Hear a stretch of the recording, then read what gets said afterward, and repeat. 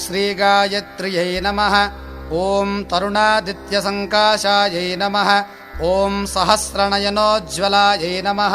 ॐ विचित्रमाल्याभरणायै नमः। ॐ तुहिनाचलवासिन्यै नमः। ॐ निप्रत्ययविशेषज्ञायै नमः।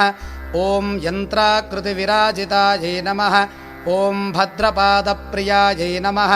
ॐ गोविन्दपदगामिन्यै नमः। ॐ देवर्षिगणसंस्तुत्यायै नमः। ॐ वनमालाविभूषितायै नमः।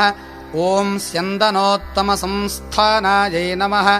ॐ दीर्घजीमूतनिस्वनायै नमः। ॐ मत्तमातङ्गगमनायै नमः। ॐ हिरण्यकमलासनायै नमः। ॐ धीजनाधारनिरतायै नमः। ॐ योगिन्यै नमः। ॐ योगधारिण्यै नमः। ॐ नटननाट्यैकनिरतायै नमः।